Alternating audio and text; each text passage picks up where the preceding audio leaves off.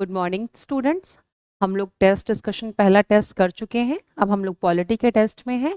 हम लगातार प्रयास कर रहे हैं कि आपको डिस्कशन ठीक से दे सकें, ताकि जो आपको टेस्ट में अपने कमियां पता चल रही हैं उनको कैसे ठीक किया जाए। एक शिकायत आई थी कि मैं अब थोड़ा बोर्ड के सामने आ जाती हूँ। अब आपको पहले क्वेश्चन दिखाएंगे, मैं साइड में खड़ी हो जाऊंगी, उसके बाद आप 2 मिनट आंसर सोच लीजिएगा। हालांकि आपने टेस्ट दिया है तभी आप डिस्कशन दे रहे हैं, फिर भी मैं हमेशा बोलती हूँ कि जितनी भी आप प्रैक्टिस करोगे वो आपको परफेक्ट करती है। वो डायलॉग ऐसे ही बनाया गया है, practice can be make perfect. तो इसीलिए है कि आप लगातार प्रैक्टिस करते रहिए। जैसे मैं ऑफलाइन बैचेस को भी सलाह दे रही हूँ कि 69 बीपीएससी के लिए आप लोग ज़रूर से टेस्ट सीरीज ज्वाइन कर लीजिए। कल भी मैंने ये बात बोली थी, आज मैं फिर बोल रही हूँ कि एग्ज़ाम हॉल में जो बैठने का फियर है, और अगर आपको लगता है कि फियर फैक्टर नहीं है, तो मैंने बहुत लंबी प्रिपरेशन की है। उस दौरान मैंने देखा है कि आप चाहे जितनी बार परीक्षा में बैठे हों, आपके मन में थोड़ा सा फियर तो होता है। तो वो फियर होना सामान्य है, थोड़ा सा डरना ज़रूरी है। बट जो ज़रूरत से ज़्यादा डर होता है और आपकी प्रिपरेशन को, आपकी एग्जामिनेशन को ख़राब कर देता है, उसको दूर करने के लिए, उसको कम करने के लिए हमें प्रयास करना है कि आप टेस्ट सीरीज देते रहें। और मैं अक्सर बोलती हूँ कि रूम में बैठ के टेस्ट देना या घर में बैठ के टेस्ट देना, पूरा आप एनवायरनमेंट कर लो या फिर घर में आप प्रैक्टिस पेपर लगाओ, और जो कोचिंग के सेटअप्स हैं वो कहीं ना कहीं बहुत बेहतर होते हैं। इसलिए जैसे मैं हमेशा बोलती हूँ कि लोग बोलते हैं कोचिंग करने से कोई फ़ायदा नहीं, मैं बोलती हूँ नहीं, फ़ायदा है।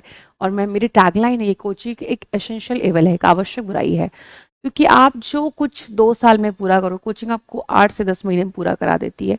तो इसी तरह टेस्ट सीरीज के लिए भी है कि आप जितना भी एमसीक्यूज लगाओगे, जितना भी मॉक करोगे, जो आपको कोचिंग प्रैक्टिस से मिलेगा ना, वो बहुत बेहतर बना देगा।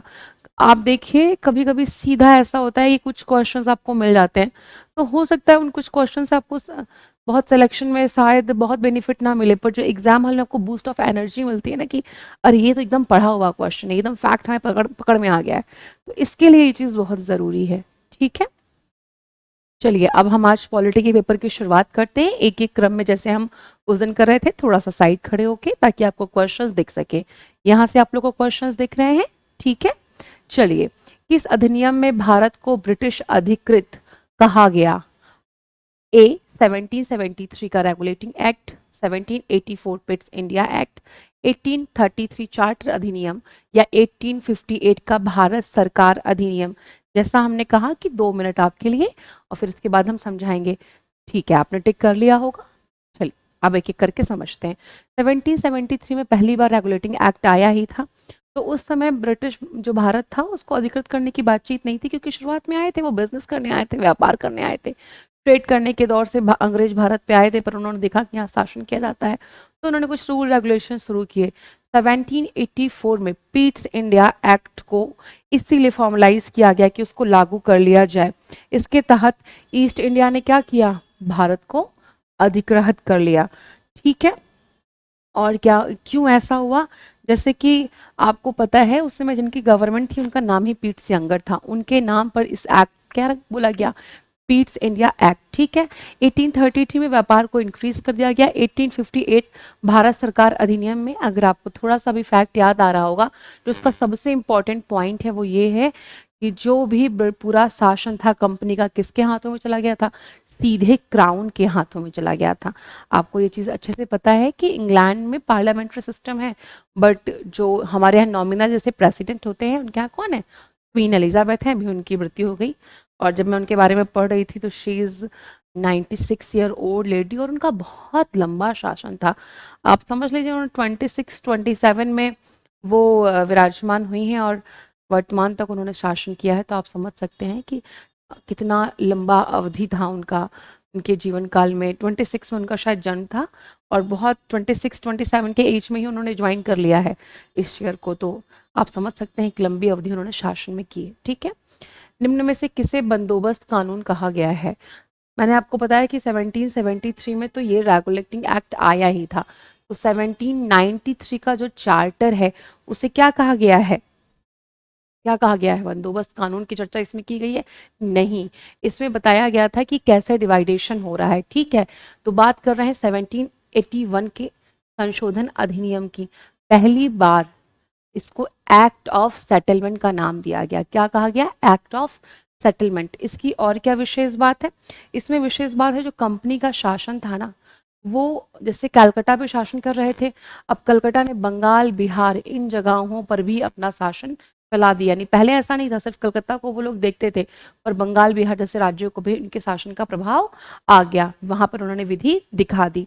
ठीक है, नेक्स्ट है आपका भारतीय स्वतंत्रता का मैग्ना कार्टा कौन से अधिनियम को माना जाता है?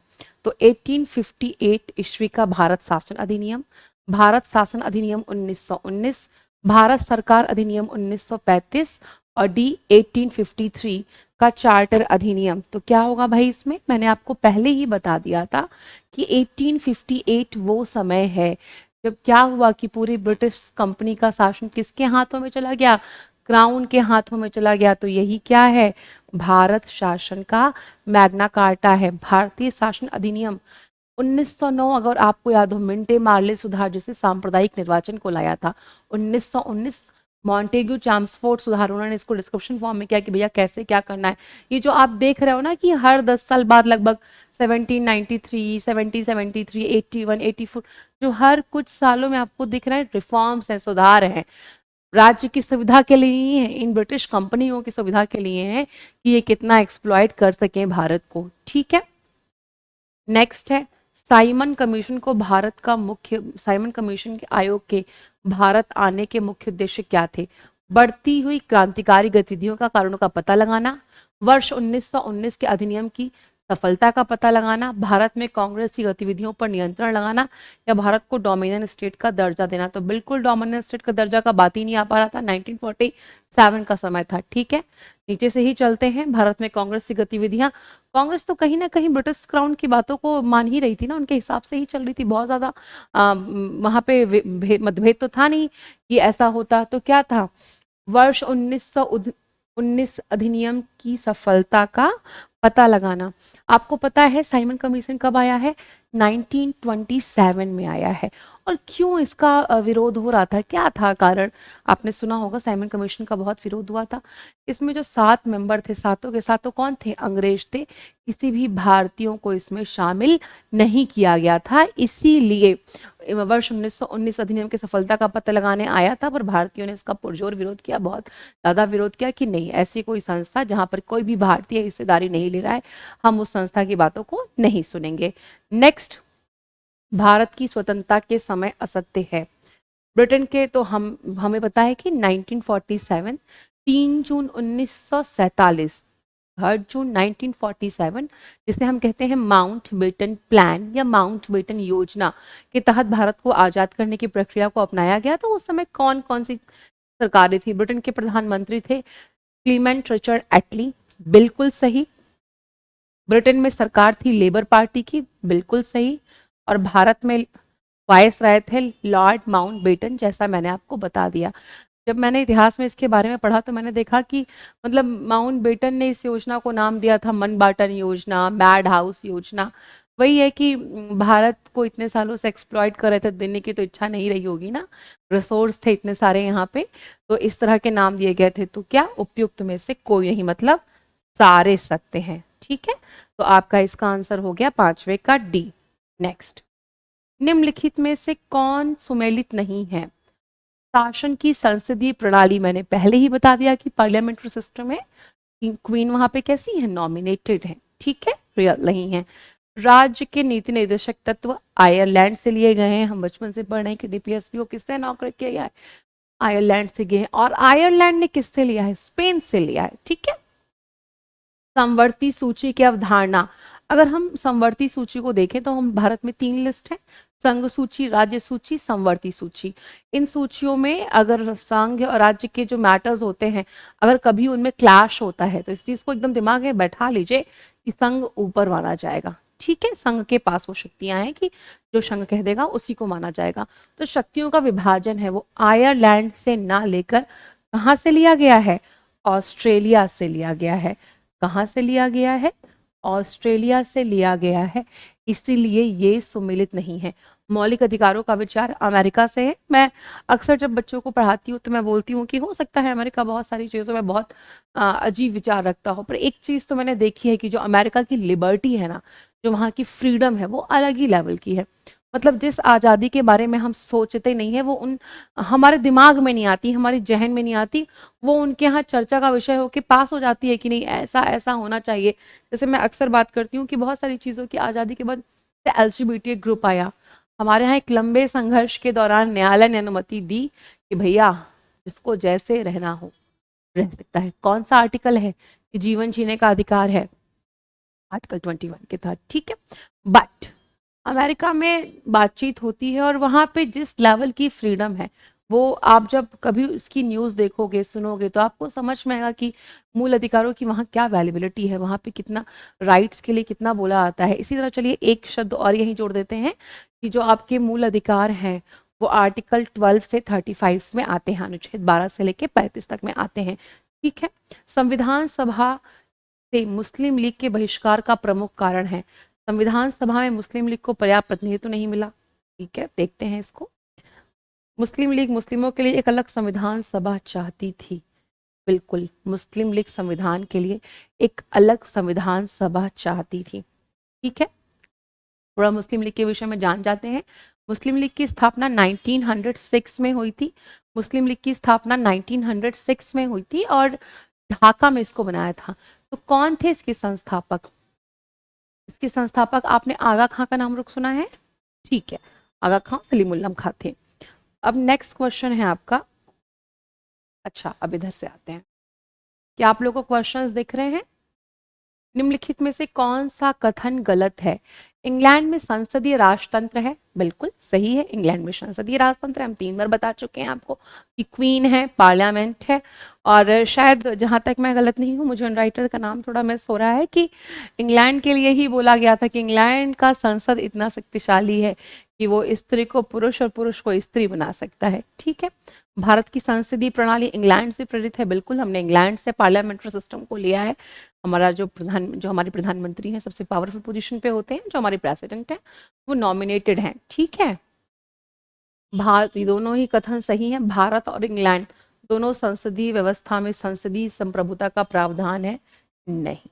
यही एक चीज ऐसी है जो आपको समझ में आ रही है कि गलत है, ठीक है। तो पूछा है गलत कौन है, तो गलत है भारत और इंग्लैंड दोनों संसदीय व्यवस्थाओं में संसदीय संप्रभुता का स्थान है नहीं, दोनों में संसदीय संप्रभुता का प्रावधान नहीं है। बता ही चुकी हूँ कारण। संविधान सभा का चुनाव निम्न में से किस आधार पर हुआ? पहली बात तो आपको बताते हैं कि 1946 में हमारी संविधान सभा का चुनाव हुआ, उद्देशिका नेहरू जी ने पारित की थी दिसंबर में, जनवरी में इसको स्टैब्लिश कर दिया गया। और किस आधार पे हुआ? वयस्क मताधिकार पे हुआ। कब हुआ था? 1946 में हुआ था, ठीक है। भारतीय संविधान की प्रस्तावना में लोकतंत्रात्मक गणराज्य से पूर्व किन शब्दों का प्रयोग किया गया है? समाजवादी सही है, पंथ निरपेक्ष सही है, संपूर्ण प्रभुत्व संपन्न अर्थात उपयुक्त में सही सभी। क्या आपको पता है भारत में पंथ निरपेक्ष शब्द का प्रयोग क्यों किया जा रहा है? क्योंकि भारत का कोई अपना राज्य धर्म नहीं है और भारत में वर्ड यूज कर सकते थे कि धर्मनिरपेक्ष, पर भारत में पंथों को, कबीर पंथी, रविदास पंथी, इन सारे छोटे छोटे पंथों को मानने वाले भी लोग हैं। अब भारत एक वेलफेयर स्टेट है, लोक कल्याणकारी राज्य है और भारत आर्टिकल 38 ऐसा कहता है टीपीएसपी में। और दूसरी बात, भारत में सभी धर्मों का सम्मान किया जाता है, सभी धर्मों का सम्मान है, सभी पंथों का सम्मान है, इसीलिए हम लोगों ने धर्मनिरपेक्ष शब्द का प्रयोग ना करके किसका प्रयोग किया? पंथ निरपेक्ष शब्द का प्रयोग किया, ठीक है। अगर थोड़ा थोड़ा आपको याद हो रहा होगा तो अमेंडमेंट 42 1976 1976 में 42वें संविधान संशोधन के तहत, ठीक है, इसको ऐड किया गया, जोड़ा गया है इन शब्दों को, ठीक है। भारतीय संविधान में प्रस्तावना के कितने प्रकार के न्याय हैं? क्योंकि उद्देश्य का ही प्रस्तावना की बात हो रही है, थोड़ा डिटेल बता चुके हैं। 3 प्रकार के न्याय, पिछले पेपर में भी आपको हमने बताया था, राजनैतिक,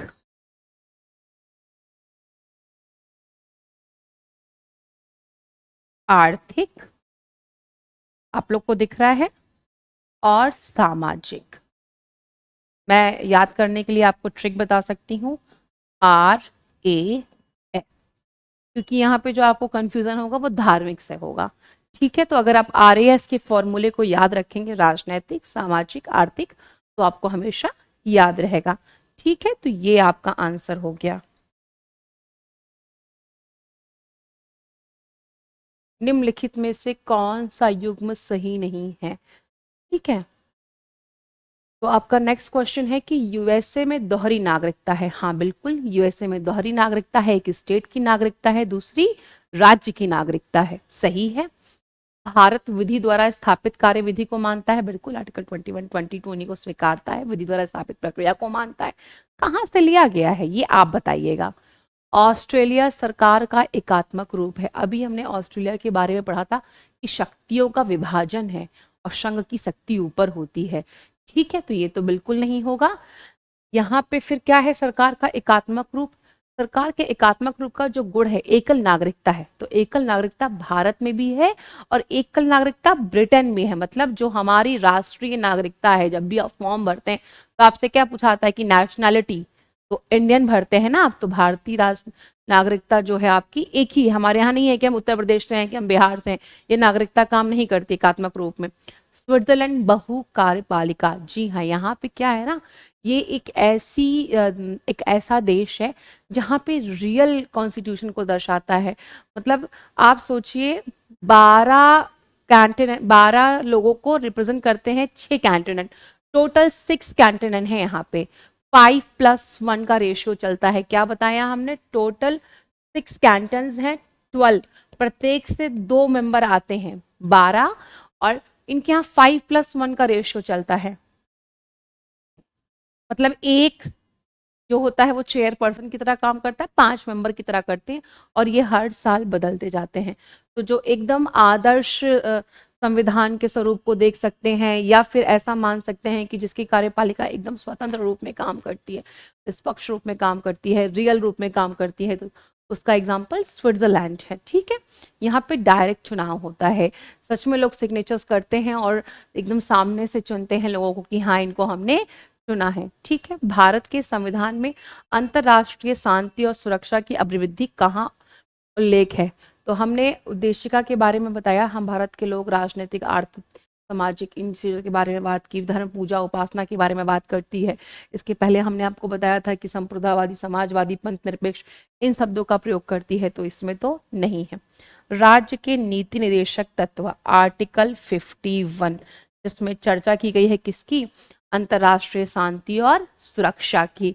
मूल कर्तव्य, आर्टिकल 4A, मौलिक अधिकार 35। अभी आपको डिस्क्रिप्टिव में बताएंगे। मूल कर्तव्य सामान्य सी परिभाषा में ऐसी कुछ बातें जो अपने देश के लिए हर नागरिक को जानना चाहिए कि इमारतों की सुरक्षा करो, पशुओं की सुरक्षा करो, पेड़ पौधे की रक्षा करो, झंडे के आदर्श के रूप में देखो, यही सारी बातें की गई हैं। मौलिक अधिकार तो विस्तृत रूप में है कि विधि के समक्ष क्षमता, आर्टिकल 14 to 18 समानता का अधिकार, 19 to 22 स्वतंत्रता का अधिकार, 23, 24 आपको शोषण के विरुद्ध बचाता है, 25 से 28 आपको छूट देता है कि आप कैसे स्वतंत्रता से रह सकते हो। ये सारी चीजों को अभी हम बेसिकली पढ़ेंगे इनमें। ठीक है, अच्छा, नेक्स्ट, निम्नलिखित में से किस अनुसूची में संघ सूची, राज्य सूची, समवर्ती सूची का उल्लेख करते हैं? तो जरा बात कर लेते हैं, एक बार पूरी अनुसूचियों को हम देख लेते हैं ताकि आपके लिए काम आ जाए। तो पहली आपको पता है कि हमारे जो संविधान में कितनी अनुसूचियां हैं? टोटल 12 अनुसूचियां हैं, 22 भाग, 395 अनुच्छेद और 12 अनुसूचियां। जब बनी थी तब 8 अनुसूचियां थी, 4 अनुसूचियों को संशोधन के द्वारा जोड़ा गया है। तो हमने क्या बताया?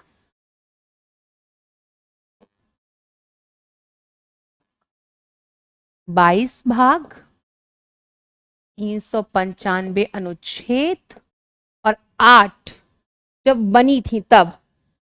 अभी कितनी है? 12। तो वर्तमान में कितनी हुई? 12 अनुसूचियां हुई। 12 अनुसूचियों पे थोड़ी चर्चा करते हैं। तो पहली अनुसूची क्या है आपकी? कि भारत राज्यों का संघ है। यहाँ पे आप लोग को दिख ही रहा होगा कि राज्यों का संघ है भारत। ठीक है, दूसरी क्या है? जितने भी पदाधिकारी हैं उनके वेतन भत्ते हैं। तीसरा क्या है? शपथ है। जितने पदाधिकारी उनके उनकी शपथ का विषय है। फोर्थ क्या है, राज्यसभा में उनका आवंटन है, जो उनका क्षेत्र है उसका आवंटन की बात की जा रही है। पांचवा क्या है, पांचवा है कि SC ST अनुसूचित जाति और जनजाति क्षेत्रों का प्रशासनिक नियंत्रण। ठीक है, प्रशासनिक नियंत्रण। सातवां छठा क्या है, छठा है आपका कि ऐसे राज्य, कैसे राज्य जिसमें असम, मणिपुर, मिजोरम और त्रिपुरा जैसे राज्यों का प्रशासन। फटाफट एक रिकॉल कराते हैं, फिर आपको 6 और दिखाते हैं। पहला राज्यों का संघ, दूसरा पदाधिकारियों के वेतन भत्ते, तीसरे में शपथ, चौथे में राज्यसभा का आवंटन, पांचवे में जो आपके अनुसूचित जाति जनजातीय क्षेत्र हैं उनका प्रशासन एवं नियंत्रण, छठे में असम, मणिपुर, मिजोरम, त्रिपुरा जैसे राज्यों का प्रशासन। ठीक है, अब बात करते हैं सातवें में।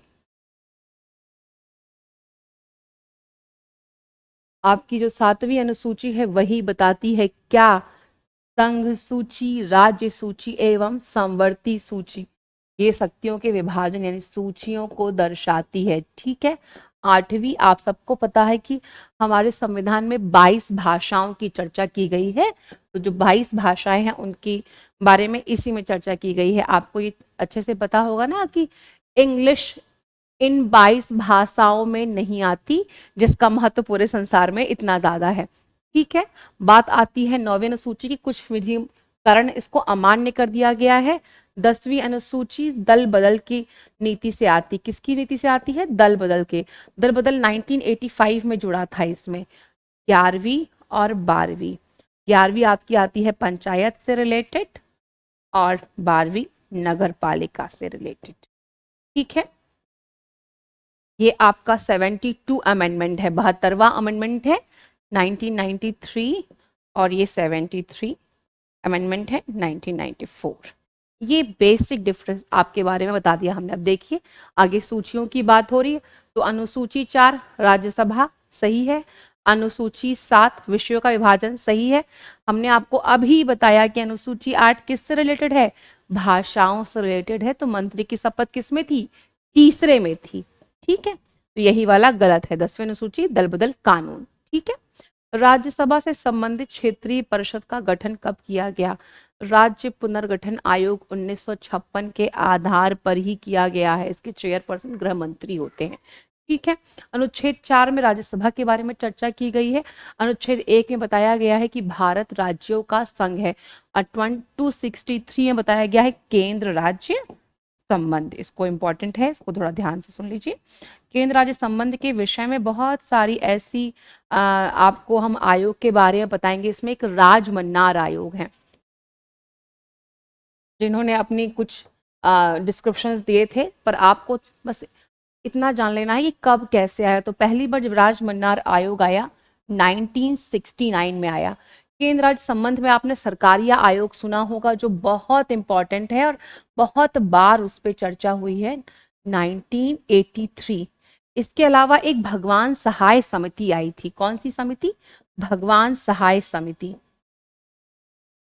आपकी है 1972। ये कुछ आयोग केंद्र राज्य संबंधों से आपके लिए इंपॉर्टेंट है। ठीक है, यहां तक आपको सारे विषय समझ में आ गए होंगे, आगे बढ़ते हैं।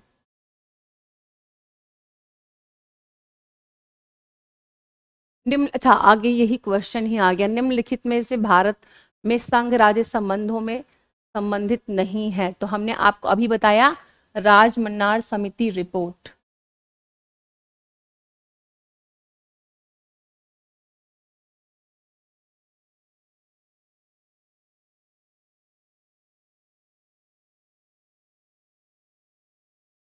ठीक है, राजमन्नार समिति रिपोर्ट आपको हमने बताया 1969, सरकारिया 1983, भगवान सहाय 1972।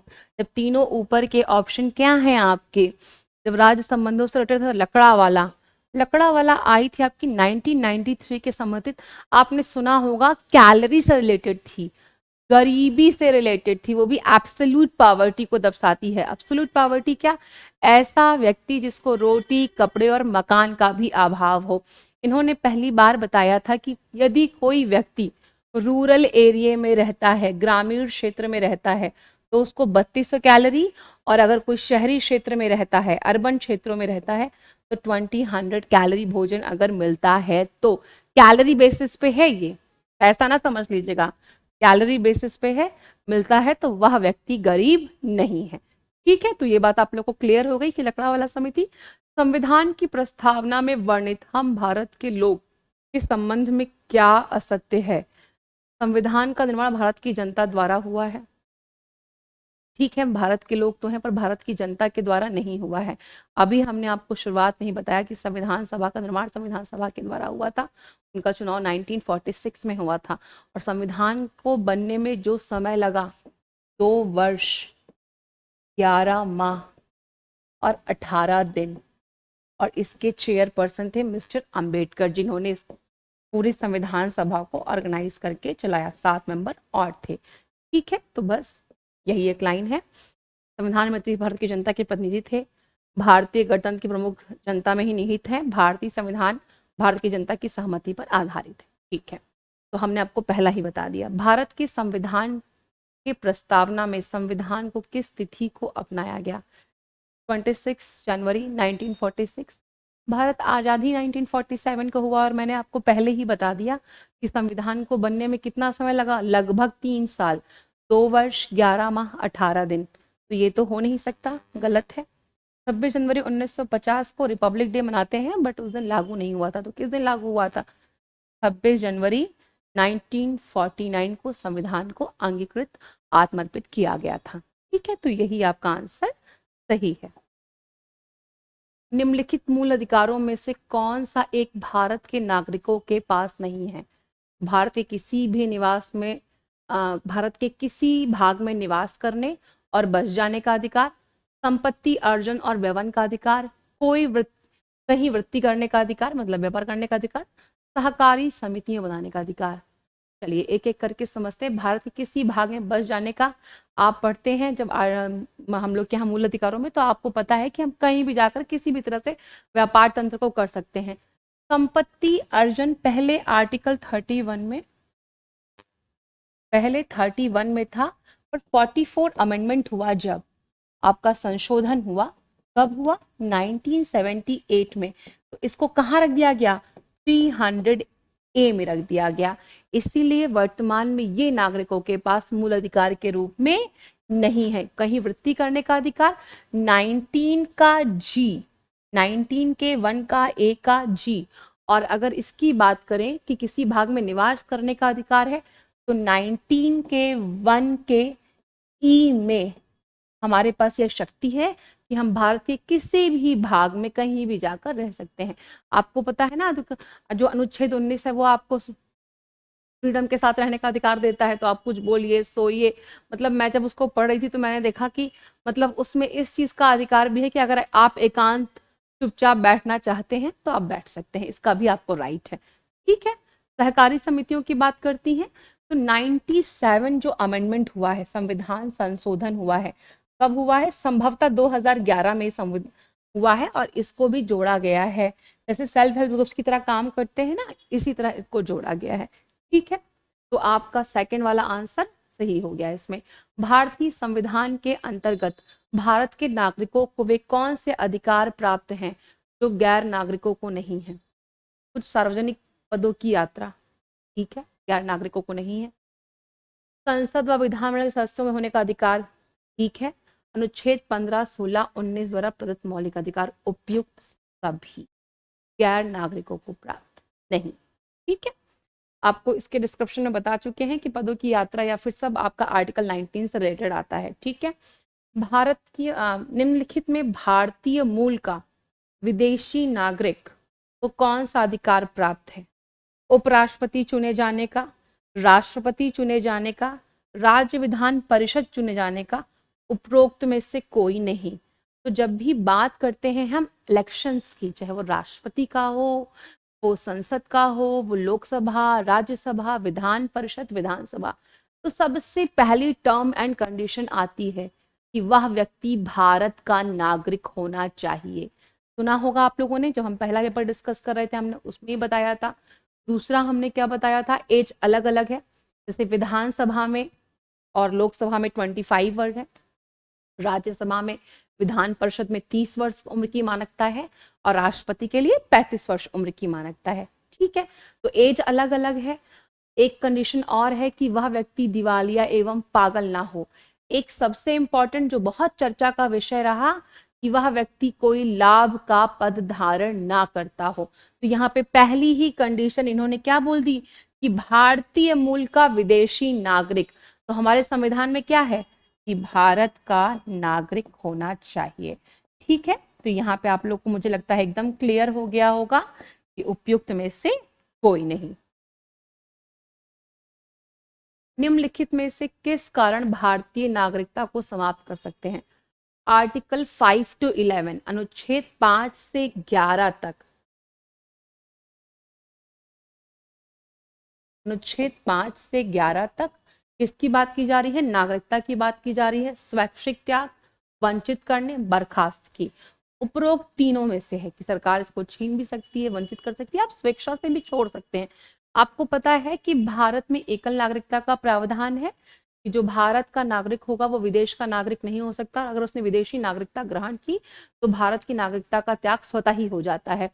पर आजकल जो हमारे एनआरआईज हैं उनको भी ओवरसीज कार्ड के द्वारा एंट्री दी जा रही है। ठीक है, तो थोड़ा सा लिबर्टी हुई है, बट ये उन देशों के लिए नहीं है जिनकी बातचीत अभी वर्तमान में चल रही थी। अगर थोड़ा सा भी आप लोग को करंट अफेयर्स याद होगा, कुछ चेंज हुआ था ना बीच में, क्या किसी बच्चे को इसमें जरा सी भी कोई चीज याद आ रही है? भारत सरकार ने बोला था कि ऐसे मुस्लिम, बौद्ध, जैन जो कहाँ रहते हो, पाकिस्तान में, अफगानिस्तान में, उनको नागरिकता प्रोवाइड की जाएगी, बसाया जाएगा भारत में। निम्नलिखित में से कौन सा एक भारत के नागरिक का मूल कर्तव्य नहीं है? हमने थोड़ी देर पहले चर्चा की थी कि ऐसी व्यवस्था जिसमें देश के हित की बात की जा रही हो। तो जन संपत्ति की रक्षा तथा हिंसा का संत्याग करना सही है, मूल कर्तव्य है भाई। भारत की प्रभुसत्ता, एकता, अखंडता को बनाए रखना, उसकी रक्षा करना सही है। परिवार नियोजन अपनाना और जनसंख्या नियंत्रण करना। मैं जब पढ़ाती हूँ तो मैं अक्सर इस बात को बोलती हूँ कि ये तो मनुष्य का स्वतः विषय है ना। आप 8-10 बच्चे पैदा कर लें और मजदूर बना के रखें तो क्या फायदा है? आप 2 बच्चे जन्मिए और उनका अच्छे से लालन पालन कीजिए। मैं किसी भी व्यक्ति को पर्टिकुलर टारगेट नहीं कर रही हूँ, ना किसी समूह को टारगेट कर रही हूँ, पर मेरा अपना मानना है कि जीवन में जिस चीज की जितनी आवश्यकता हो उतना ही करना चाहिए। तो यहाँ इतना एक्स्ट्रा क्यों करना? आप सोचिए भारत की स्थिति क्या है। 142 करोड़ पॉपुलेशन, 142 करोड़ जो जो क्षेत्रफल पे 7वें हिस्से पे आ रहा है, कैसे सर्वाइवल होगा? ठीक है, तो थोड़ा सा इसके विषय में बताते हैं कि किसका विषय है? समवर्ती सूची का विषय, कॉन्करेंट लिस्ट का विषय है। ठीक है,